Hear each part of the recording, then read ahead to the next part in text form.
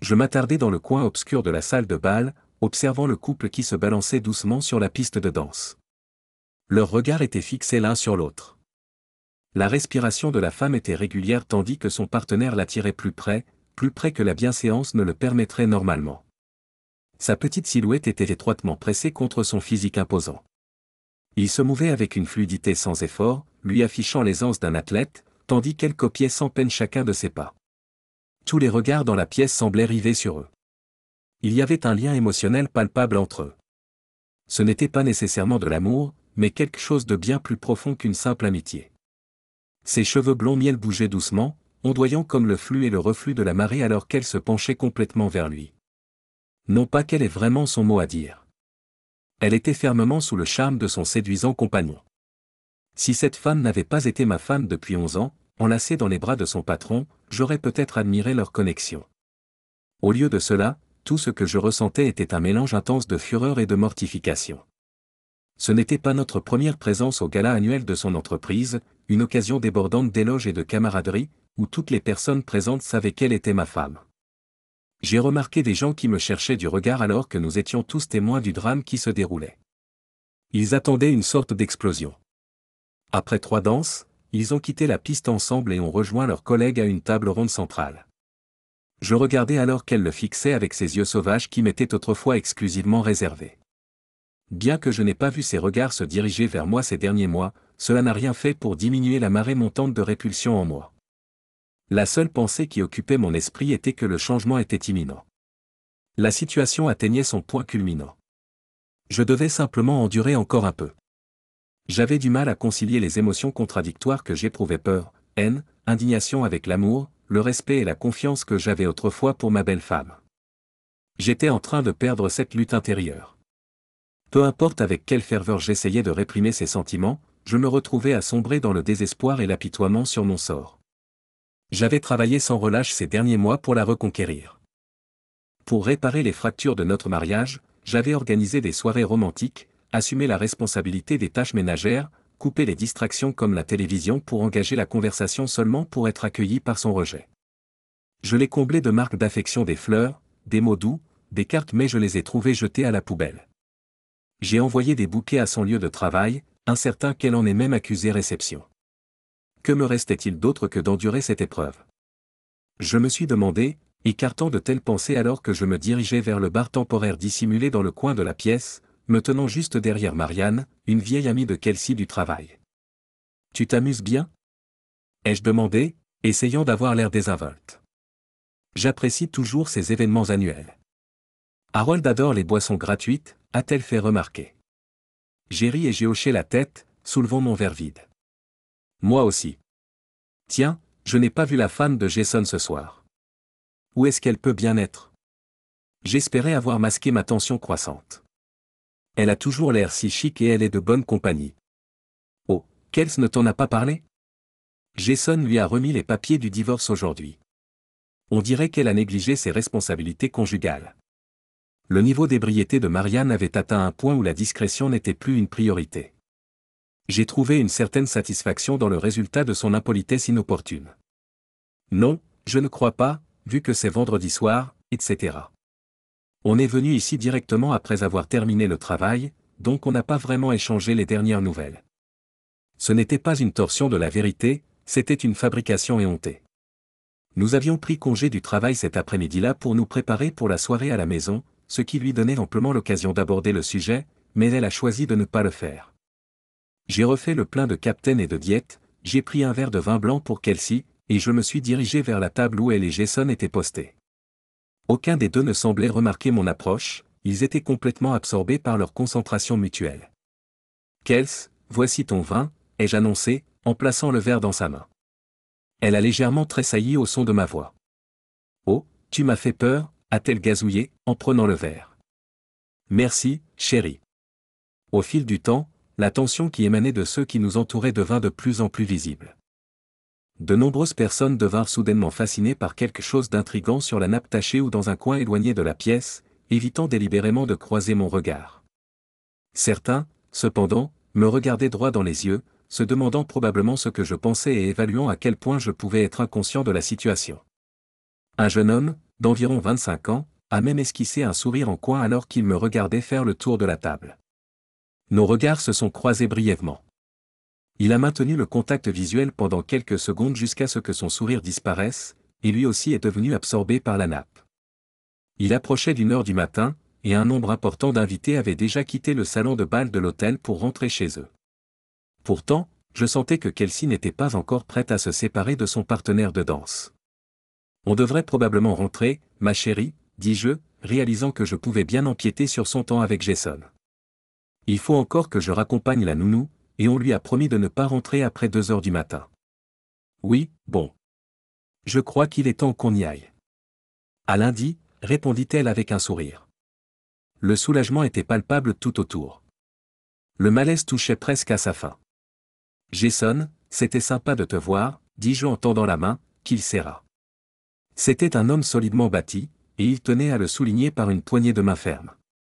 Il mesurait 7 centimètres de plus que mon mètre 83, bien que je pèse environ 7 kilos de plus et que j'ai remarqué le léger enflement de mon abdomen, le contractant un peu plus que d'habitude en le regardant droit dans les yeux, y percevant des signes de tromperie et d'arrogance. Finalement, il lâcha ma main et nous souhaita une bonne nuit. Je saluai les autres en sortant de la pièce et en me dirigeant vers la voiture. Nous restâmes silencieux pendant le trajet. Le sourire de Kelsey illuminait son visage de manière radieuse. En rentrant, Kelsey alla voir si Caitlin, notre fille de 9 ans, allait bien, tandis que je payais Britney et me préparais à la raccompagner chez elle. À mon retour, je suis entré dans la chambre et j'ai trouvé Kelsey déjà endormie, ce que j'ai vérifié. Caitlin se dirigea vers la salle de bain puis s'installa dans la chambre d'amis. Je me doutais qu'il n'y aurait aucune chance d'intimité ce soir.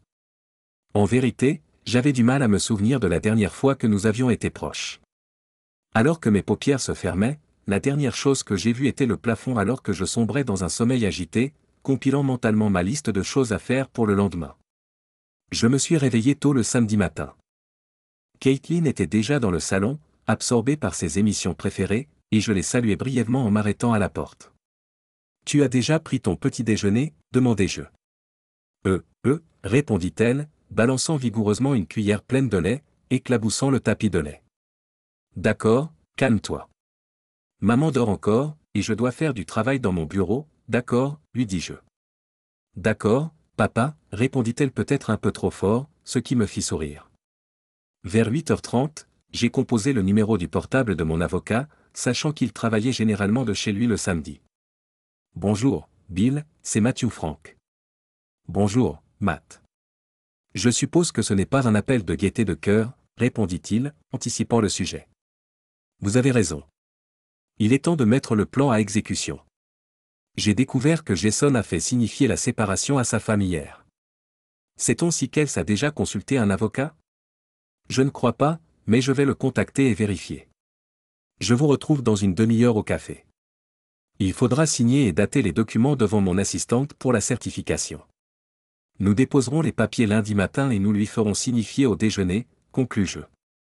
Ça me va. À tout à l'heure. Je suis arrivé au café en avance, adressant un sourire discret à la charmante barista au comptoir. J'ai récupéré ma commande et ai trouvé un fauteuil confortable près de la cheminée, laissant mes pensées vagabonder. Je n'avais jamais imaginé me séparer du seul véritable amour de ma vie. Bien qu'il soit difficile de déterminer le moment exact où l'on réalise que sa vie confortable touche à sa fin, on peut le déterminer avec une assez bonne précision. Pour moi, c'est lorsque j'ai reçu un avis d'infraction au code de la route. Vous savez, ces contraventions automatisées provenant des caméras de feu rouge. Lorsque vous passez un feu rouge, elles prennent une photo du conducteur et de la plaque d'immatriculation de la voiture, ainsi que la date et l'heure. C'était ça. J'ai remarqué le PV en triant le courrier. J'ai éclaté de rire et j'ai immédiatement reconnu que c'était Kelsey. Elle avait l'habitude d'allumer les phares quand elle était pressée. Je l'ai ouvert, me disant qu'il serait plus simple de payer l'amende et de garder le silence. Il n'y avait aucun intérêt à ce qu'elle affronte la situation directement. Sur la photo du conducteur, Kelsey était indubitable, et à sa droite, on voyait l'épaule et le bras d'un homme. Ses traits étaient flous, mais je n'avais aucun doute sur son identité. Il n'y avait rien de particulièrement suspect dans la scène. Elle aurait pu être sortie déjeuner ou se rendre à une réunion. Cela aurait pu être n'importe quoi, en fait. La date et l'heure ont attiré mon attention, le 5 mars. Quelque chose me chiffonnait. Ce n'était pas si lointain. J'ai commencé à parcourir mon téléphone et j'ai trouvé notre échange de textos du 5. À 11h19, Kelsey mentionnait qu'elle passerait chez Marie après le travail pour récupérer des vêtements pour Kate. Je me souviens avoir trouvé ça tout à fait normal à l'époque. La fille de Marie était un peu plus âgée, et nous recevions souvent d'adorables vêtements d'occasion de sa part. Bien que j'ai toujours supposé que c'était Marie qui les apportait au bureau. Malgré tout, rien ne m'avait mis la puce à l'oreille. À 12h03, Matt m'avait rassuré, ne t'inquiète pas. Tu veux que je fasse à dîner? Kelsey avait répondu à 12h10. Oui. À 12h11, Matt demanda, à quelle heure dois-je t'attendre? Kelsey répondit à 12h12, eh bien, on risque de papoter un peu. À 12h42, Matt dit, d'accord, amuse-toi bien. Kelsey reprit la conversation à 14h10 en disant, merci, on va s'amuser. Quelle garce trompeuse, pensais-je, tout en affichant le carrefour sur Google Maps. C'était à l'opposé de la ville par rapport à chez Marie, mais malgré tout, ça pouvait être innocent, non? Pourtant, j'ai commencé à reconstituer les pièces du puzzle. Depuis fin novembre, Kelsey était distante. J'avais remarqué que nous nous disputions pour des broutilles pendant les fêtes. En janvier, elle n'aimait plus me tenir la main en faisant les courses ni pendant les promenades. Nos conversations s'étaient réduites au travail ou à Caitlin. Nous avions cessé de parler de nos aspirations. Nous ne parlions plus de vacances en famille ou de notre avenir ensemble. J'avais un fonds en fiducie depuis l'enfance. Mon arrière-grand-père avait acquis de vastes étendues de terre non aménagées dans le nord-ouest du Pacifique. Alors que la ville voisine s'étendait, il a revendu des sections de ce terrain à la municipalité. À son décès, j'ai hérité du produit de ses ventes, plusieurs centaines de milliers de dollars étant versés dans ce fonds en fiducie. Il a continué à croître après le décès de mon grand-père, ce qui a permis au fonds de grossir encore davantage. Je n'ai jamais eu à en retirer de l'argent. Comme ma famille vivait de manière autonome, le solde restait stable et augmentait même légèrement en raison de sa structure à accumulation d'intérêts. Au décès de mon père, ma mère était déjà décédée. J'ai hérité de la totalité de sa succession et j'ai fusionné son fonds en fiducie avec le mien. Avec la richesse accumulée, nous étions presque tous les trois à l'abri du besoin pour le reste de nos vies. Mais Kelsey et moi avons continué à travailler et à accroître notre capital en prévision de la retraite. Lorsque Kelsey et moi nous sommes mariés, j'avais un contrat de mariage en place pour protéger le fonds en fiducie. Tous les quelques années, nous mettions à jour à la fois le contrat de mariage et nos testaments. Une clause qui n'a jamais changé était la disposition standard en cas de divorce. Ce qui est à moi, et ce qui est à toi est à toi. Nous avons ajouté une autre clause garantissant que Caitlin recevrait une éducation en cas de décès ou de divorce. Il y avait des conditions liées aux circonstances et au processus de mon décès. Il est clair que Kelsey ne recevrait rien si elle y était impliquée de quelque manière que ce soit. Pour toutes ces raisons, j'avais accès au service d'un avocat et d'un expert comptable familiaux depuis des années. J'ai contacté mon avocat et lui ai demandé le nom du meilleur avocat spécialisé dans les divorces de la région, et j'ai pris rendez-vous avec lui plus tard dans la semaine pour examiner mes options. Comme nous avions un contrat de mariage solide, il n'était pas inquiet concernant les questions financières. Je lui ai expliqué que je n'étais pas encore prêt à prendre des mesures fermes. Je voulais simplement comprendre les prochaines étapes à envisager. Eh bien, Matt, nous pourrions engager un détective privé pour approfondir ce qui se passe et déterminer s'il y a lieu de s'inquiéter, a-t-il suggéré. Malheureusement, tous mes enquêteurs habituels sont actuellement occupés. Il faudra plusieurs semaines avant que l'un d'eux ne soit prêt à prendre en charge votre affaire. Je ne peux pas me permettre d'attendre. Cette situation affecte déjà mon sommeil. Y a-t-il d'autres solutions? Il y a une autre possibilité. Il prétend essayer de se refaire une réputation, mais peu de gens lui font vraiment confiance. Nous l'appelons Larry l'espion, a poursuivi Bill. Il était policier, mais il a été renvoyé à la suite de nombreuses plaintes et d'un comportement douteux. Il pourrait commencer à travailler immédiatement, mais j'hésite à suggérer une collaboration à long terme avec lui. Pourquoi l'appelez-vous l'espion? Ai-je demandé, en riant. Je tiens à m'assurer que tout reste licite, afin que, si nous découvrons quelque chose, nous soyons en terrain sûr si nous décidons d'aller de l'avant. Il agit dans le cadre de la loi. Soyez rassurés. Cependant, il a tendance à recueillir des preuves telles que des photos, des vidéos, des courriels et des conversations téléphoniques détaillées qui, disons, flirtent avec les limites de l'admissibilité devant un tribunal. Cela dit, on m'a informé que les preuves qu'il découvre constituent presque invariablement une preuve significative d'infidélité. D'accord, tant que c'est légal. Nous pourrions l'engager temporairement et passer à un enquêteur plus réputé dans quelques semaines. Ai-je dit, en hésitant. Croyez-vous qu'il pourrait commencer aujourd'hui? Je vais le contacter et vérifier. Je servirai d'intermédiaire ici au bureau. Je vous informerai aujourd'hui. D'accord. Merci. J'ai rempli une abondance de documents pour l'avocat et pour Larry l'espion, je me suis coordonné avec mon comptable et j'ai réservé une avance sur mes fonds personnels. Kelsey n'avait pas accès à ce compte, elle n'était donc pas au courant de mes actions. Je ne voulais pas l'inquiéter, surtout si je me trompais et qu'il ne s'agissait que d'une difficulté temporaire dans notre mariage. Au milieu de tout cela, j'ai décidé de m'efforcer de réparer ma relation avec ma femme. L'expérience m'a appris que les gens ne modifient pas brusquement leur comportement sans un catalyseur. Étant donné que j'étais incertain de ce qui aurait pu déclencher un tel changement chez ma femme ou si nous avions dépassé le point de non-retour, j'ai choisi d'assumer pleinement mes fonctions de mari. J'ai pris les devants et j'ai fait tout ce qui était en mon pouvoir pour qu'elle se sente chérie et respectée en tant que partenaire égal dans notre union. Je la chérissais et m'efforçais de devenir le mari que ses amis admireraient. Mais j'étais repoussé à chaque tentative, et il est devenu évident que nous avions déjà dépassé le point de non-retour. Un jeudi après-midi, j'ai été convoqué au bureau de Bill pour examiner les découvertes de Lowdown Larry, le Larry des basses manœuvres. On m'a présenté des heures d'images montrant leurs rencontres, leurs ébats sexuels et les dépeignant comme un couple heureux. Il y avait des photos, des enregistrements d'appels téléphoniques et des courriels personnels. J'étais à la fois impressionné et révulsé par le travail de Larry, mais je devais admettre qu'il justifiait son surnom. J'étais assis là, complètement anéanti. Je n'aurais jamais imaginé qu'elle puisse avoir une liaison avec Jason Stanton. J'imagine que je pouvais comprendre ce qui rendait Jason attirant. Il était grand, beau et athlétique. Il était instruit et en pleine ascension dans sa carrière et sa vie personnelle. Il avait pris la direction du département de Kelsey il y a environ un an, avec elle comme assistante personnelle. Kelsey avait travaillé en étroite collaboration avec lui, lui offrant d'innombrables occasions de tisser des liens avec elle et de s'intégrer à sa vie. Jason avait excellé au baseball à l'université, et la seule raison pour laquelle il n'avait pas poursuivi d'études supérieures était une blessure à l'épaule lors de sa dernière année.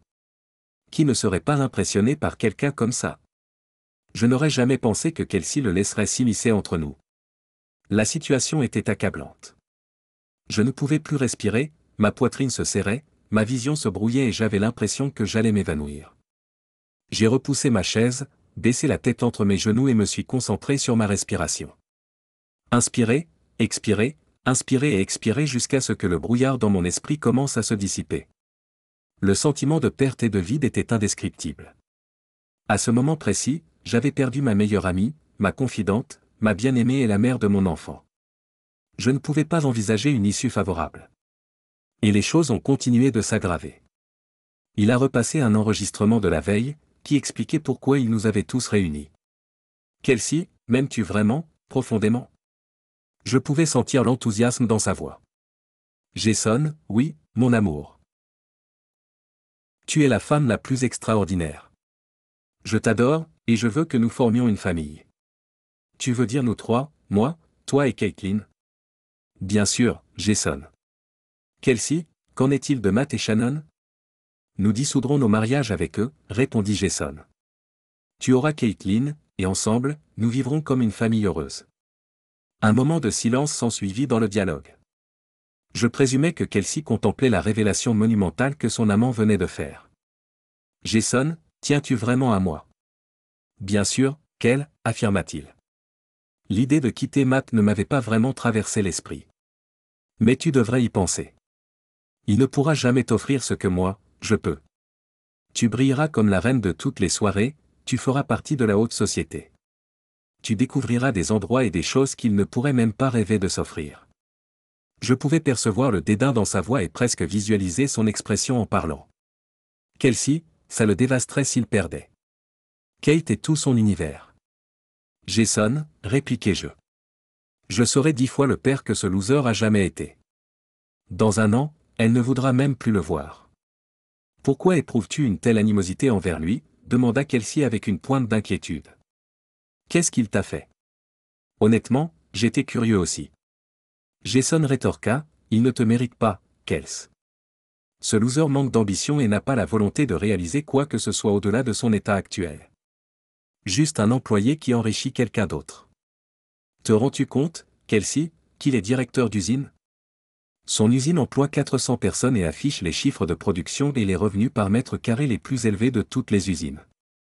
J'ai ressenti une subtile fierté que Kelsey en soit consciente, bien que j'aurais préféré que cette discussion ait lieu dans leur salle à manger, et non dans une chambre d'hôtel.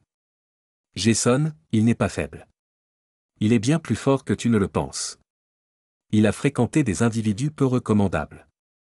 Et il est très doué avec les armes. Il a failli s'engager lui-même sur une voie sombre avant de choisir de retourner à l'école. C'est pourquoi il n'a pas fait d'études supérieures tout de suite après le lycée. Il semblait maintenant qu'elle se vantait. Kelsey déclara. Il est bien plus résilient et robuste que tu ne le supposes. S'il te plaît, assure-toi de ne jamais l'affronter physiquement. Je ne veux pas que l'un de vous soit blessé. Pour le bien de Kate et le tien pour le mien. Cependant, je ne suis plus amoureuse de lui. J'aimerais l'être encore. Mais tu l'as remplacé en tant qu'homme, mon amour. Elle fit une pause, semblant réfléchir. Comment cela va-t-il se passer exactement? Et quand? Nous dissoudrons nos mariages simultanément, répondit Jason. Je dois juste régler quelques détails avant de notifier Shannon. Compte tenu de ses problèmes de santé mentale et du fait que nous n'avons pas été intimes depuis 1 an, ce ne sera pas ardu. Tout sera partagé à 50-50e. Il est peu probable qu'elle s'y oppose. D'accord. Mais tu dois d'abord demander le divorce avec Shannon, avant même que je consulte un avocat. Elle était catégorique. J'ai supposé qu'elle voulait préserver son style de vie actuel, ne voulant pas encore y renoncer, même pour son soi-disant grand amour, son homme, Jason. Marché conclu. Maintenant, viens ici, mon amour. Ton homme a besoin d'attention. J'ai demandé à ce que l'enregistrement s'arrête à ce moment-là. Je n'avais pas besoin d'en entendre plus. J'ai regardé Bill et j'ai demandé, comment dois-je gérer ça, Bill? Il faut frapper le premier, Matt. Moi? Mais si elle change d'avis?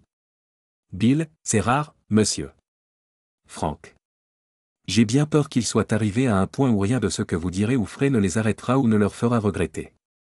C'était la première fois que j'observais vraiment Lowdown Larry. Il devait avoir une trentaine d'années, mince, athlétique, et son costume lui allait à merveille. Ce n'était pas du tout ce que j'avais imaginé. Il était courtois et, probablement, fiable, me disais-je. J'ai commencé à le voir comme Larry, et plus comme Lowdown. J'avais le sentiment que cet individu était sincèrement de mon côté, même s'il était payé par moi. Il semblait sincèrement concerné et était vraiment perturbé par ce qu'il avait vu et entendu de ces 2 individus. Larry. Et tu la choisirais quand même malgré tout ce que tu sais? Maintenant, moi. Vous avez probablement raison, Larry. M'adressant à Bill, j'ai dit, Bill, accorde-moi 1 jour ou 2 pour prendre ma décision, et je te contacterai ensuite. D'accord, Bill. Ça me convient parfaitement, Matt. Cela vous dérange-t-il si je commence à préparer la structure préliminaire de la documentation? Nous pourrons toujours finaliser les détails plus tard ou arrêter complètement le processus si nécessaire. Oui, allons-y. Larry m'a accompagné dehors et m'a tendu sa carte de visite. Larry, voici mon numéro privé, monsieur. Frank. Juste au cas où vous auriez besoin de mon aide. Moi? S'il vous plaît, Larry, appelle-moi Matt. Et merci, Larry. Matt, je connais des personnes qui pourraient vous aider à vous venger si vous optiez pour cette voie. Après tout, ce n'est pas pour rien qu'on me surnomme Lowdown Larry. Il a dit en riant. Amusé, j'ai répondu, c'était un plaisir de vous rencontrer, Larry. Je vous informerai si j'ai un jour besoin de ce genre de soutien. Sérieusement, j'apprécie l'offre. Je ne pense pas que je serais capable de faire quelque chose d'aussi radical à Kels, mais c'est rassurant de savoir que j'ai un camarade si jamais j'envisageais de prendre cette direction. Larry m'a souri et m'a fait signe de la main en se dirigeant vers sa voiture. Tout au long du week-end, j'ai réfléchi à mes options. J'avais du mal à me concentrer sur autre chose, et il semblait que Kelsey n'avait même pas remarqué que je me débattais avec l'avenir de notre famille. Il m'est apparu qu'elle avait peut-être déjà pris cette décision pour nous tous. Je me débattais avec un éventail d'émotions, incertitude, rage, appréhension et désillusion. Pourtant, l'humiliation et la perte perçue de ma virilité étaient les plus douloureuses. Mon estime de soi avait toujours été profondément liée à ma carrière et à ma famille. Qui deviendrais-je sans ma famille? Je m'inquiétais pour Caitlin et de la façon dont elle naviguerait dans la phase suivante de sa vie. L'idée que cet individu trop sûr de lui ait l'intention d'élever ma fille m'a mis en colère. Je l'ai même imaginé l'accompagnant jusqu'à l'autel lors de son mariage. Mes pensées et mes sentiments étaient incohérents, et quelle que soit la quantité d'alcool que je consommais, je n'y voyais plus clair, du moins pas avant dimanche matin. Assis sur le porche arrière, aux prises avec un mal de tête lancinant, une réalisation m'a frappé, cela allait probablement arriver, quelle que soit l'ardeur avec laquelle je m'y opposais. J'avais déjà perdu ma femme. J'ai observé le dédain dans ses yeux. J'avais déjà perdu ma famille. Maintenant, ce qui importait, c'était à quelles conditions et dans quelles circonstances. J'étais sur le point de tout perdre. Puis un vieil aphorisme m'est venu à l'esprit, mène, suis, ou casse-toi. Eh bien, je n'allais pas m'écarter, et je n'avais certainement pas l'intention de suivre de tels charlatans. Par conséquent, il ne me restait qu'une seule option. Prendre les choses en main. Lundi matin, j'ai téléphoné à Bill, ici Matt Frank. J'ai dit, Bill, bonjour Matt. Avez-vous progressé dans votre prise de décision? Oui. J'aimerais que vous déposiez tous les documents requis, en incorporant uniquement les photos légalement admissibles que Larry a obtenues. Partagez tout. 50-50. J'ai fait une pause. Bill, envisagerais-tu de vendre la maison? Moi? Oui. Nous avons utilisé un prêt à faible taux d'intérêt de mon trust pour l'acheter. Ainsi, tout ce temps, nous nous sommes essentiellement payés nous-mêmes. Nous diviserons toute la valeur nette accumulée, mais je veux récupérer le montant total du prêt et les intérêts payés au fil des ans. De plus, veuillez désigner $200 000 pour Kels de mon trust. Considérez cela comme une rémunération pour les services fournis. Elle pourrait coopérer davantage en sachant qu'elle ne partira pas complètement démunie. J'ai l'intention d'obtenir la garde principale de Kate. Je reconnais que ce ne sera pas simple, mais peut-être que Larry peut découvrir des informations compromettantes sur notre ami Jason. Quelque chose qui le dépeint comme moins apte à être un père convenable pour une jeune fille. J'ai entendu des histoires sur ses années à la fac, quand il était un grand ponte de sa fraternité. Peut-être qu'il est devenu un peu trop zélé dans certaines de ses entreprises. Charge Larry de faire une enquête sur lui, je t'en prie. En attendant, j'ai un plan de secours pour Kate au cas où nous n'obtiendrions pas la garde principale. De plus, élabore la convention de garde partagée la plus avantageuse que tu aies jamais conçue. J'ai marqué une pause pour laisser Bill me rattraper. Par ailleurs, je veux attaquer Jason pour aliénation d'affection et trouver un moyen d'impliquer sa femme, Shannon, dans tout ça. Je veux qu'elle soit parfaitement au courant de ce qui se passe, tout en respectant scrupuleusement la loi. Et pendant qu'on y est, prépare également une stratégie de divorce pour elle, basée sur l'adultère. Je prendrai les frais à ma charge. Je crois qu'elle a droit à ce qui lui revient. Bill, on pourrait leur signifier à tous les deux dans la salle de séparation, mais n'oublie pas que ça ne pourra pas avancer si elle ne consent pas à coopérer. Il faudra aussi qu'elle signe un contrat avec moi. Je peux commencer à rédiger les documents, mais sans son accord pour les informations, il n'y a pas grand-chose de plus que je puisse faire. C'est ce que Bill m'a dit. Je comprends. Je veux juste foutre un peu le bordel. Et puisqu'on en est là, j'ai l'intention d'attaquer l'entreprise de Kelsey pour avoir permis sa liaison avec son supérieur. Je suis presque sûr qu'il n'y a pas de clause de moralité dans leur règlement, mais ça devrait quand même faire tiquer n'importe quelle entreprise de tolérer un tel comportement sous sa propre supervision. C'est son supérieur hiérarchique direct. Je sais que ça ne mènera peut-être pas à grand-chose, mais encore une fois, secouons le cocotier et voyons ce qui en sort. Très bien, Matt. N'oublie pas que ça va coûter cher, et une fois que ça prend de l'ampleur, tu peux t'attendre à des honoraires substantiels. S'ils choisissent de contester, les dépenses seront encore plus élevées. Moi, je sais que ce n'est que de l'argent, mais je dois m'assurer que ces deux-là ne s'en tirent pas avec plus qu'ils ne le méritent. Comme disait mon père, à partir du moment où tu fais d'intervenir un avocat, tu es en train de marchander le prix. Bill a gloussé face à ma remarque cynique sur les avocats, puis a fait remarquer, on dirait que ton père était un homme sage. Tu sais, tu n'es pas obligé de lui donner un centime de ton trust. Ton contrat de mariage est béton. Moi? Je sais, Bill. Mais j'y ai réfléchi tout le week-end et j'ai décidé que si je ne la laisse pas les mains vides, elle sera peut-être plus encline à accepter mes conditions. Et d'une certaine manière, elle l'a mérité. Elle a travaillé dur et elle a été à mes côtés.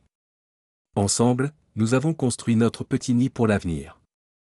Je me suis dit que ça pourrait aussi lui donner un avantage sur Jason, comme ça, quand elle sera seule, elle ne dépendra pas trop de lui. Elle mérite plus. Bien sûr.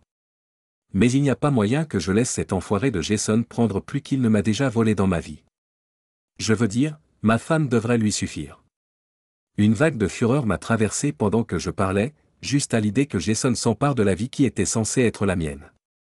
J'ai toujours eu l'impression d'être juste dans notre relation, et j'ai l'intention de m'assurer que je traite Kelsey équitablement, même si elle n'a pas fait de même. Mon seul réconfort réside dans la certitude qu'un jour Caitlin comprendra et approuvera mes actions quand elle comprendra comment notre famille s'est effondrée. Moi. Une dernière chose, Bill. Ne dépose rien pour l'instant. Je veux que tout soit prêt, mais je préfère attendre qu'elle fasse le premier pas. Ça me laissera plus de temps avec Kate dans notre maison familiale. Je sais que le moment viendra où je devrai agir, mais je veux que ce soit le plus tard possible, quand je ne pourrai vraiment plus le supporter. Bill a compris.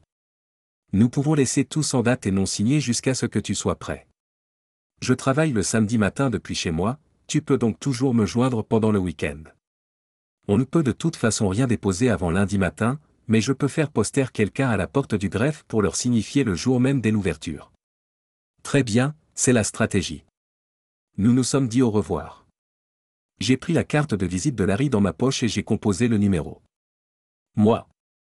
Larry, Matt Frank. Comment ça va, Larry? Je vais bien, a-t-il répondu. Tu es prêt pour un peu d'excitation peu ragoûtante? Moi? Eh bien, quelque chose dans le genre. Mais je veux que tu attendes mon signal. Ok, pas de problème. Matt, de quoi parle-t-on exactement? On peut se rencontrer en personne? Ouais, donne-moi une heure. Moi? Ça me va, j'ai répondu. J'attendais déjà quand il est entré dans le parking. Il a pris un café et un encas, puis s'est assis en face de moi. Moi. Je veux compiler ce dossier sordide. Photos, vidéos, enregistrements, tout ce que nous possédons. Nous devons trouver un moyen de l'envoyer anonymement à Shannon Stanton, peut-être par email. Larry? Pas de problème. Je connais un type qui opère sur le dark web, a-t-il déclaré. C'est tout? Qu'en est-il de télécharger la vidéo sur une plateforme pour adultes ou d'envoyer quelque chose d'indécent aux parents ou aux collègues de Kelsey? Bon sang, il est vraiment ignoble, ai-je pensé. Et moi? Pas question. Kelsey doit encore résider dans cette ville, et je ne veux pas qu'elle soit tellement mortifiée qu'elle s'enfuit avec Kate. Et je tiens toujours énormément à cette idiote, même si elle n'a plus les mêmes sentiments pour moi. J'ai fait glisser une enveloppe contenant $5000 en liquide sur la table. Cela devrait lancer la procédure, mais prévenez-moi si vous avez besoin de fonds supplémentaires.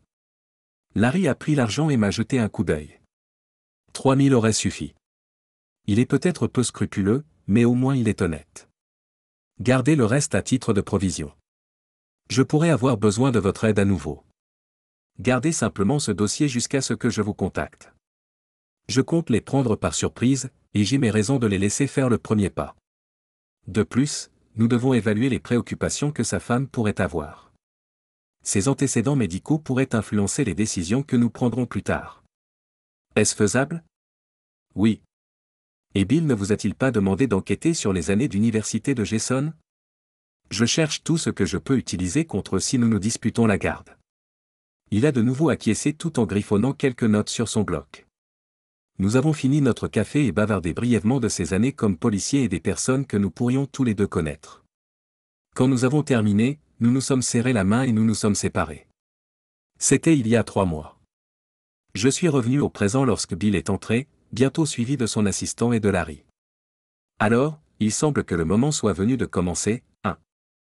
A-t-il demandé alors que tout le monde s'asseyait? Ouais, il paraît que oui. Larry, savons-nous si Kelsey a déjà consulté un avocat? Larry, pour autant que je sache, non. J'ai rapidement vérifié ses emails après l'appel de Bill et je n'ai rien remarqué. Je ferai une vérification plus approfondie aujourd'hui et je confirmerai d'ici lundi matin. Bill a chanté, je n'ai rien entendu. Bill a crié, se couvrant les oreilles avec ses doigts. Je ne peux pas être informé de questions de cette nature, Larry. Larry a souri et a hoché la tête, me faisant un clin d'œil subtil. Et Jason? Y a-t-il des informations compromettantes sur lui? Ai-je demandé avec optimisme. Larry, oui, il a fait partie d'une enquête avec sa fraternité. Cela impliquait des drogues de viol et quelques filles mineures lors de soirées. J'ai obtenu des copies de tout et je les ai déjà envoyées à Bill. Bill leva les yeux, acquiesçant et ajouta, je les ai si nécessaires pour l'audience de garde. Il a retiré les documents sur lesquels nous avions travaillé au cours des derniers mois et a indiqué où je devais signer. Après que j'ai signé, l'assistant de Bill les a notariés. J'ai adressé le groupe. Larry, pourriez-vous découvrir qui Shannon Stanton a engagé comme avocat et en informer Bill? Ensuite, Bill, s'il est compétent, envisageriez-vous de partager nos documents juridiques avec lui? Bill, et s'il n'est pas un bon avocat? A-t-il posé. Alors nous trouverons un moyen de vous mettre en contact avec Shannon, bien que je préférerais que nous gérions cela correctement. Larry, je ne crois pas que nous devions lui envoyer quoi que ce soit de malveillant. Larry a acquiescé, buvant son café pendant que Bill nous regardait tous les deux. Bill, puis-je récupérer les documents lundi après-midi? Je veux personnellement remettre les papiers à Kelsey d'abord et la mettre au courant de la situation. Ensuite, vous pourrez officiellement lui faire signifier l'assignation mardi. Bill a hoché la tête en signe d'acquiescement et a donné des instructions à son assistant concernant la préparation de l'huissier de justice pour mardi. De plus, j'aimerais que Jason et leur entreprise reçoivent également une assignation mardi après-midi. Je pense que nous pouvons commencer à contacter Shannon aussi, car elle sera bientôt informée. Bill, vous pouvez partager le dossier avec l'avocat de Shannon lundi après-midi. À moins que cela ne perturbe d'une manière ou d'une autre ma discussion avec Kelsey lundi soir. Je me suis penché en arrière dans ma chaise et j'ai expiré. D'ici mercredi, tout devrait être en branle. Bill, Matt, avez-vous pensé à l'endroit où Kelsey passera la nuit de lundi? Il m'a demandé cela à ce moment-là seulement. Y a-t-il un problème à ce qu'elle reste dans la maison pendant quelques jours de plus? Bill, tant qu'il n'y a pas d'ordonnance restrictive et qu'elle consent, je ne m'engagerai pas avec elle légalement. Je ne pense pas que ce soit un problème, mais cela pourrait être inconfortable pour vous. Je serais plus inquiet de ce qu'un avocat moins scrupuleux pourrait faire avec cette information, a ajouté Bill. Moi, d'accord. Je vais lui accorder une semaine pour trouver un endroit. Nous n'avons aucune intimité physique en ce moment. Je ne perçois aucun problème. Oh, vous vouliez dire littéralement partager le même lit. Cependant, les documents m'accordent l'autorité temporaire sur la maison et Caitlin, n'est-ce pas? Bill, oui. À moins que son avocat ne dépose une motion pour l'annuler ou que nous ne parvenions tous à un consensus. Je faisais référence au fait de littéralement partager le même lit. Un tel arrangement pourrait simplement insuffler un caractère maladroit au document, a déclaré Bill. Moi, ne vous inquiétez pas, nous ne couchons pas ensemble. Moi, et Larry, quelles informations avez-vous dénichées concernant la santé de Shannon? Larry a révélé qu'elle combat la dépression et les troubles bipolaires depuis des années. Apparemment, ces médicaments ont diminué sa libido, et aime. Merveilleux à chercher satisfaction ailleurs. Moi, je doute que nous souhaitions savoir comment vous avez déniché ce fait. Larry s'est contenté de sourire et de secouer la tête, tandis que Bill simulait une expression de surprise. Bill, cela nous affecte-t-il d'une manière ou d'une autre? Non, pas pour le moment. Cela pourrait refaire surface plus tard, lorsque nous atteindrons l'étape de la garde et que nous commencerons à définir qui réside avec qui et quand. Nous pourrions l'intégrer comme une clause dans la version finale pour garantir que Caitlin ne soit jamais laissée sans surveillance avec lui. Bill était absorbé par la prise de notes sur sa tablette tout en conversant. Nous avons discuté quelques minutes de plus avant de conclure notre séance de stratégie et de reprendre le cours de notre week-end. Je me sentais un peu abattu. Les responsabilités qui m'attendaient lundi me pesaient lourdement. Kelsey n'a rien remarqué, et je ne m'attendais pas à ce qu'elle le fasse un dimanche. J'ai contacté ma tante et lui ai demandé d'aller chercher Caitlin à l'école lundi et de la garder pour la nuit afin que je puisse discuter de certaines questions familiales cruciales avec Kelsey. Ils vivaient dans une ferme en dehors de la ville, et Caitlin adorait jouer avec leurs chiens et s'occuper des animaux. Elle ramènerait Caitlin à l'école mardi, et j'ai décidé que nous révélerions la nouvelle à Caitlin ce soir-là. J'ai expliqué le plan à Caitlin qui, bien que ravie, semblait un peu perplexe quant à la raison pour laquelle elle resterait là jusqu'à mardi. Je me suis contenté de lui dire que maman et papa avaient besoin d'un peu de temps pour eux afin de délibérer certaines choses. Elle l'a accepté à contre-cœur. J'ai dormi dans la chambre d'Amy une fois de plus, et encore une fois, Kelsey n'a rien remarqué. En fait, elle laissa échapper un soupir de soulagement en me voyant me diriger vers là avant d'aller me coucher. Je suis resté couché dimanche soir à passer en revue ma liste de contrôle, à revérifier mon plan, et je me suis finalement endormi aux petites heures du matin. Tôt lundi matin, j'ai appelé mon vice-président des opérations et lui ai expliqué que j'avais besoin de prendre une semaine de congé. J'ai également appelé mon assistant et mon directeur de production principal pour leur divulguer tous les détails dont ils pourraient avoir besoin pendant mon absence. Vers 13 heures, je me suis rendu au bureau de Bill et j'y ai rencontré Larry également. J'ai observé une pile de papier sur le bureau, et l'activité trépidante dans le bureau montrait que tout le monde était absorbé par son travail. Bill, Matt, nous avons déposé les documents au tribunal ce matin. Voici les documents de Kelsey comme vous l'avez demandé, et nous avons organisé la signification officielle à votre domicile pour environ 9 heures mardi. Cela vous convient-il? A-t-il demandé en me tendant les enveloppes. Moi? Oui, ça ira. J'ai l'intention de la persuader de prendre le reste de la semaine. Je vous contacterai si quoi que ce soit change, ai-je répondu. Génial. Bien. Il a hésité un instant pour organiser ses pensées avant de poursuivre. Larry a retrouvé l'avocat de Shannon et il est très compétent, alors je lui ai transmis nos dossiers, et il en bave littéralement. Il déposera probablement une contre-plainte pour adultère et demandera une part plus importante de leurs actifs qu'une division 50-50e, peut-être beaucoup plus. Et il m'a assuré qu'il n'entreprendrait aucune action avant le matin, donc tout va bien. Bon, messieurs, avons-nous oublié quelque chose? Ai-je demandé, me sentant un peu découragé. Il semble que Kelsey ait une réunion prévue avec son avocat la semaine suivante, du moins d'après ce que je peux déduire de ses appels et de ses courriels. Et Matt, faites-moi savoir si vous avez besoin d'aide pour quoi que ce soit d'autre, d'accord? A demandé Larry avec prudence, ce qui lui a valu un regard noir de Bill, probablement à cause des tensions existantes entre nous. Bon. Je crois que nous sommes prêts, ai-je répondu, en espérant secrètement ne pas avoir à m'impliquer davantage que je ne le suis déjà. Je suppose que tout dépend maintenant de Kelsey et Jason. Je suis sorti du bureau de Bill et j'ai envoyé un texto à Kelsey. Matt 1h55 du matin, Kels, seras-tu à la maison à une heure raisonnable ce soir? Kelsey 2h02 du matin, 17h30. Pourquoi? Qu'est-ce qui se passe? Matt 2h04 du matin, rien. J'étais un peu préoccupé ce week-end et j'ai décidé d'essayer de rattraper un peu de temps ce soir. J'ai organisé pour que tante Alex vienne chercher Kate ce soir et reste avec elle pour la nuit. Je me suis dit que j'apporterais le dîner à la maison. As-tu des envies particulières? Kelsey 2h16 du matin, c'est gentil. Matt 2h20 du matin, c'est fait. J'aurai le dîner prêt à 17h30. Je me sentais absolument horrible de la piéger comme ça, mais ces derniers temps, ce n'est pas rare. J'espérais simplement qu'elle croirait que je faisais des efforts supplémentaires pour paraître particulièrement attentionné et aimant. Lundi soir, 17h30. Kelsey est rentrée à la maison vers 17h15 et s'est changée pendant que je préparais la table et disposais la nourriture. J'ai versé du vin dans 2 verres et j'étais assis à table quand elle est entrée. Elle a pris une bonne gorgée de son verre et nous avons fait circuler la nourriture. Nous avons engagé une conversation légère pendant que nous mangions, et elle n'a montré aucun signe de soupçonner ce qui allait arriver. À quoi ressemble le reste de ta semaine? Ai-je demandé alors que nous terminions notre repas et que nous ne faisions que grignoter nos plats préférés dans nos assiettes. Plutôt libre. Tu envisageais de prévoir quelque chose?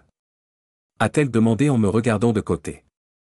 Non, je me suis simplement dit que tu pourrais envisager de prendre une semaine de congé après la discussion. Je l'ai dit d'un ton monocorde, en m'assurant que ma voix ne trahissait aucune émotion. Pourquoi ferais-je ça? Elle me connaît trop bien. J'ai commencé à poser une enveloppe sur la table devant elle. Elle l'a simplement regardée puis s'est recentrée sur moi, en prenant une gorgée de son vin. Je suis au courant pour Jason et du fait que tu as l'intention de demander le divorce.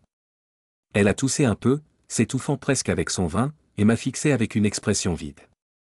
Je pouvais observer son esprit qui s'agitait, essayant de comprendre comment j'avais découvert cela et ce qui pourrait me ralentir. Quel divorce? A-t-elle finalement lâché? Celui pour lequel tu consultes un avocat la semaine prochaine, et celui que Jason a déjà intenté contre Shannon. Je sais que tu es amoureuse de lui et que tu prévois de prendre Kate et de me quitter. J'ai ouvert l'enveloppe pour elle et j'ai fait glisser quelques photos dans sa direction. Ses yeux se sont écarquillés. Elle a posé son verre, a ramassé les photos et les a parcourues rapidement. J'ai remarqué que ses yeux s'embuaient et qu'elle a commencé à avoir de légers hoquets, ce qu'elle fait quand elle est submergée par l'émotion. Je suis tellement désolé, Matthew. Je n'avais jamais imaginé que tout cela se produirait. Je suis à court de mots. Elle s'est tue, fixant la table. Je sais, Kels. Je suis au courant de tes plans depuis quelques mois maintenant. J'ai eu amplement le temps de m'y faire. Je suis profondément déçu par toi, et ça me fait plus mal que les mots ne peuvent l'exprimer. J'ai fait une pause momentanée, essayant de stabiliser ma respiration pour réprimer la colère naissante. La seule chose que je veux savoir, c'est, y a-t-il quelque chose que j'ai fait ou négligé de faire qui t'a poussé vers Jason? Oh mon Dieu, non. S'est-elle exclamée, jetant un bref coup d'œil dans mes yeux avant de se réfugier vers la table. Je suppose que, à cause de la culpabilité et de la honte. C'est juste arrivé. Tu n'as rien fait pour m'éloigner. Tu as été un mari et un père exceptionnel. Je suis simplement tombée amoureuse de lui, a-t-elle finalement avoué. Je me suis sentie à la fois découragée et étrangement rassurée. J'ai supposé qu'il n'y avait rien que je puisse faire si elle avait simplement cessé de m'aimer et choisi Jason à la place. Il a eu amplement le temps de se faire aimer d'elle et de me remplacer, et je ne pouvais rien faire pour l'empêcher. Notre mariage était mort. Il ne restait plus que la paperasserie. J'ai pris les clauses du divorce et je les lui ai tendues. Voici la proposition que je vous présente, j'ai déjà déposé les papiers, donc vous n'avez pas besoin de le faire si vous êtes d'accord avec ce que je propose. Les principaux points sont les suivants. Le contrat de mariage tient, donc ma fiducie n'est pas négociable. Je propose que nous nous débarrassions de tous les articles dont nous n'avons pas besoin et que nous partagions les bénéfices à parts égales. Cela englobe naturellement la maison également. Étant donné que j'ai entamé la procédure, je demande la garde exclusive de Caitlin avec des obligations minimales de pension alimentaire pour enfants. Bien sûr, vous bénéficierez d'un plan de visite très adaptable. Caitlin restera sur mon plan d'assurance, mais vous devrez évidemment souscrire le vôtre. Vous conserverez votre 401K, tous les investissements réalisés avant notre mariage et l'héritage de votre mère. Je n'ai pas l'intention de prendre quoi que ce soit qui vous appartienne réellement. Nous répartirons équitablement tous les investissements initiés en couple, et Kate et moi resterons dans la maison jusqu'à ce qu'elle soit vendue. De plus, j'alloue $200 000 provenant de ma fiducie pour vous aider à établir votre indépendance. Je vous recommande de rédiger et de signer un contrat de mariage pour protéger votre patrimoine si vous poursuivez avec Jason comme prévu. Il est essentiel que vous conserviez tout. Je vise à assurer votre autonomie financière et votre indépendance, car je ne demande aucune pension alimentaire pour époux. J'ai fait une pause momentanée pour évaluer sa réaction à tout ce que je venais de présenter. Caitlin devrait rester avec moi, a-t-elle affirmé résolument. Une fille a besoin de l'influence de sa mère à mesure qu'elle grandit. Je suis entièrement d'accord, mais vous pourrez entretenir cette relation malgré la distance par le biais de visites et d'appels. Franchement, je ne fais pas confiance à Jason avec notre enfant. Je suis au courant de ses plans pour influencer sa loyauté avec des cadeaux et du charme. Puisqu'il n'a pas pu avoir d'enfant biologique, il convoite le mien. Et j'ai l'impression d'être exceptionnellement magnanime en lui permettant d'être avec ma femme. Mais il n'aura pas ma fille. Je m'attends à ce que vous souhaitiez négocier les modalités de garde. Je propose que nous laissions les avocats nous guider et maintenions la civilité. J'ai fait cette proposition de paix quand j'ai remarqué qu'elle devenait visiblement agitée pendant notre conversation sur Kate et Jason. Il ne pourrait jamais lui faire de mal, et en fin de compte, c'est votre décision. La priver de sa mère en la séparant pourrait provoquer de tels dommages. Quoi qu'il en soit, elle reste avec moi jusqu'à ce que nous trouvions une autre solution. Vous pouvez utiliser la chambre principale pendant quelques nuits ou une semaine pendant que vous organisez vos affaires. Kelsey, j'ai toujours une profonde affection pour toi. J'imaginais que nous allions conquérir le monde ensemble, mais tu es en train de me briser, et je ne sais pas quelle sera ma prochaine étape. Mon univers s'écroule, et je m'efforce de rester équitable et compatissant. Je cherche sincèrement à éviter d'infliger la douleur que tu m'as causée. Néanmoins, si tu recours à des tactiques agressives ou si tu permets à Jason de s'en mêler, je riposterai en conséquence. Et, ma chérie, je possède des ressources que ni l'un ni l'autre ne pouvaient égaler. Mon ton a changé, et elle a finalement détecté la fureur qui sous-tendait mes paroles. J'ai l'habitude de gérer les négociations difficiles si nécessaire, et elle a déjà été témoin de ce côté de moi. Par conséquent, abordons cela avec prudence et laissons les détails aux avocats. Je souhaite sincèrement maintenir la politesse et le respect envers toi lors de nos rencontres. Il est impératif que Caitlin nous voie coopérer, et je souhaite que nous soyons tous les deux activement impliqués dans sa vie. Je la suppliais sincèrement. Je souhaitais ardemment éviter une bataille prolongée et acrimonieuse. Mon emploi du temps est libre pour le reste de la semaine, et légalement, tu dois être officiellement notifié. La signification des documents est prévue à la maison à 9 h du matin. Je souhaitais t'épargner l'embarras au travail, alors tu pourrais envisager d'en informer ton employeur et de prendre quelques jours de congé.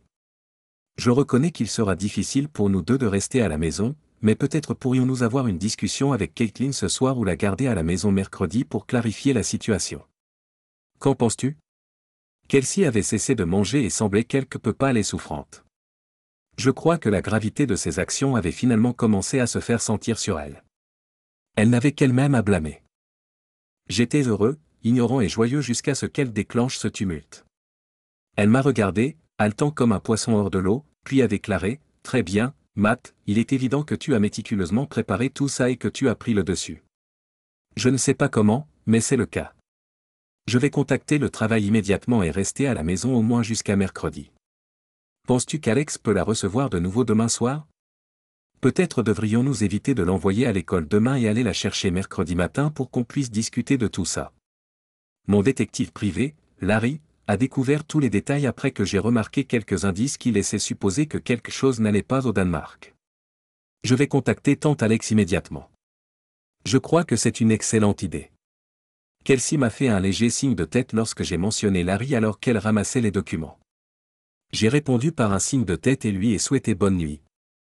J'ai supposé qu'elle avait besoin d'un peu de temps seule pour digérer tout ce qui venait de se passer, et je l'ai vue se diriger vers la chambre principale, où elle a fermé et verrouillé la porte. Ce n'était pas un problème puisque j'avais déjà transféré la plupart de mes vêtements et affaires de tous les jours dans la chambre d'amis. J'ai téléphoné à ma tante et je l'ai informée que nous étions en train de régler un petit problème familial, et naturellement, elle a accepté que Caitlin passe une nuit de plus chez elle et la ramène mercredi matin. De plus, j'ai parlé à Caitlin, en lui expliquant qu'elle n'irait pas à l'école le lendemain. Elle a semblé perplexe mais n'a pas protesté. Je lui ai promis que sa maman et moi allions tout lui expliquer. Mercredi, alors que je rangeais des affaires et me préparais à me coucher, j'ai entendu Kelsey chuchoter à travers la porte, apparemment au téléphone, puis ses pleurs silencieux alors qu'elle pleurait la fin de notre mariage. Mardi, j'ai entendu Kelsey se lever tôt et commencer à prendre des dispositions concernant son travail. Exactement à 9 h du matin, elle est descendue les escaliers en tenue décontractée, a ouvert la porte, et s'est officiellement fait remettre ses documents, à l'exception des photos et des transcriptions, qu'elle avait déjà consultées la veille dans sa chambre. Juste après, elle a attrapé ses clés et son sac à main et est partie. Elle n'a pas révélé sa destination, mais j'ai supposé qu'elle allait rencontrer Jason, son avocat, ou peut-être quelqu'un d'autre qui pourrait compatir. Plus tard dans la journée, Bill a téléphoné pour m'informer que Jason et son cabinet avaient tous deux été signifiés de nos demandes. Il s'est également avéré que Shannon avait intenté une contre-poursuite contre Jason. Vers la même époque, Bill a souligné que je devais rester vigilant et prudent. Apparemment, il avait été question de menaces proférées contre moi par Jason. Je n'aurais jamais imaginé que Jason serait aussi imprudent, étant donné qu'il obtenait déjà tout ce qu'il désirait. Cependant, par mesure de sécurité, je me suis dirigé vers le coffre-fort contenant les armes, j'ai récupéré mon pistolet, je me suis assuré qu'il était chargé et prêt, et je l'ai placé sur une chaise à côté de moi pendant que je regardais la télévision. Quelques heures plus tard, j'étais debout près de l'évier lorsque j'ai remarqué une BMW noire s'arrêter en crissant des pneus dans mon allée. Un Jason furieux a bondi hors de la voiture et a ouvert la porte arrière, sortant une batte de baseball. J'ai décidé qu'il valait mieux que je retourne à ma chaise, où se trouvait mon téléphone, et que je compose le 911. Étant donné que la porte était verrouillée, je me sentais suffisamment protégé. J'ai fait le 911 et j'ai informé le répartiteur que le petit ami de ma femme se trouvait dans mon allée, brandissant une batte de baseball. Ils ont déclaré qu'ils dépêchaient plusieurs unités. À cet instant, j'ai entendu un autre véhicule s'arrêter à l'extérieur. D'après les voix fortes, il s'agissait de Kelsey. Puis un cri aigu et perçant a retenti. J'ai tressailli lorsqu'un coup puissant a brisé ma porte d'entrée et qu'un Jason enragé a fait irruption à l'intérieur, criant à tue-tête, « Espèce d'enfoiré. C'est à cause de vous que j'ai été viré, et vous avez ruiné mon divorce. » L'écume lui montait aux lèvres, et sa colère était palpable. J'ai posé ma main droite sur la crosse de mon pistolet. Son contact m'a apaisé. Jason balançait la batte sauvagement, et j'entendais Kelsey crier de l'extérieur, le suppliant de s'arrêter et de rentrer. J'ai pris ta femme, et maintenant je vais te tuer et prendre ta fille aussi, espèce de minable. Il a avancé d'environ 5 pas avant que je ne dégaine. Son regard était rétréci, son jugement visiblement altéré. La batte était levée haut, mais à une distance de 7 mètres, elle ne représentait pas une menace réelle. Le bruit de la cartouche s'enclenchant dans la chambre a résonné bruyamment. La première balle a frappé quelques centimètres en dessous du sternum, près de l'appendice xiphoïde et légèrement à droite. La balle a effleuré une côte en pénétrant le foie et est ressortie quelque part dans son dos. J'avais toujours été entraîné à tirer 3 balles sur ma cible, et suivant mon instinct, le deuxième tir est parti quelques fractions de seconde après le premier. Le deuxième tir était parfait. Il a frappé au centre de la masse, quelques centimètres au-dessus de l'appendice xiphoïde cette fois, et j'étais certain que c'était un coup efficace. La balle a déchiré son sternum et son cœur. Les mouvements de Jason ont ralenti, et je crois que ce n'était que son inertie qui l'a poussé à faire un pas maladroit de plus. Il succombait déjà à la gravité lorsque le troisième tir est parti du canon. J'ai remarqué un mouvement près de la porte, mais j'étais trop concentré sur ma cible pour y accorder beaucoup d'attention. La dernière balle a pénétré les lèvres légèrement entr'ouvertes de Jason, révélant ses dents, et est ressortie à la base de son crâne. Si les 2 premiers tirs ne l'avaient pas déjà tué, le troisième a sectionné son tronc cérébral, assurant que le travail était terminé. La balle a filé et s'est logée dans la porte d'entrée fracturée, évitant de justesse la tête de Kelsey, mais elle n'est pas restée indemne. Kelsey était trempée de fragments du crâne et de la matière cérébrale de son amant, dont certains ont trouvé leur chemin dans sa bouche hurlante. Le corps de Jason s'est effondré sur ses genoux, puis s'est écroulé face contre terre avec un bruit sourd. Maintenant, les cris perçaient les bourdonnements dans mes oreilles, et j'étais stupéfait de voir à quel point l'arme avait été assourdissante à une si courte distance. J'ai commencé à entendre les sirènes hurlantes et les cris des policiers qui arrivaient en renfort. Ignorant la gravité de la situation, ils ont jeté Kelsey au sol et l'ont menotté devant la porte ouverte. Ses cris et ses lamentations ont persisté, ne cessant que lorsqu'elle a commencé à vomir après avoir goûté ce qui la recouvrait. J'étais sidéré par le déroulement des événements et me suis finalement concentré sur l'arme pointée sur mon visage et les ordres hurlés. « Agent, ne bougez plus. Lâchez l'arme. » a-t-il ordonné. Je suis sorti de ma stupeur et j'ai laissé tomber l'arme, obéissant à son instruction de m'allonger sur le sol imbibé de sang. Les 2 semaines qui ont suivi ont été désordonnées et bouleversantes. Jason a été déclaré mort sur les lieux. Plus tard, j'ai appris des rapports de police et des témoignages que de toute évidence, il avait reçu à la fois ma plainte officielle et les papiers de divorce révisés de sa femme. Dans le même temps, il n'a pas mis longtemps à déduire que les photographies provenaient de moi. Kelsey était à ses côtés lorsqu'il a ouvert l'enveloppe de sa femme et a confirmé qu'elle possédait un jeu des mêmes images. Quelques instants plus tard, ils ont tous deux été convoqués au bureau du vice-président, où ils ont admis leur liaison, inconscients des répercussions. Reconnaissant que ma plainte contre l'entreprise n'allait pas s'apaiser, les dirigeants ont décidé qu'il était essentiel de licencier le directeur général pour avoir entretenu une relation avec une subordonnée. Et c'est précisément ce qu'ils ont fait. À cet instant, je suis devenu la personnification du mal du point de vue de Jason, et il a estimé que je devais payer pour l'avoir défié et avoir fait dérailler ses plans méticuleusement établis. Saisissant une de ses battes souvenirs de son bureau, il a décidé d'aller chez moi. Kelsey l'a aperçu par la fenêtre de la salle de conférence du 2e étage et a déduit où il se dirigeait. Elle l'a rattrapé dans notre allée et a tenté de le calmer avant qu'il ne puisse me faire du mal.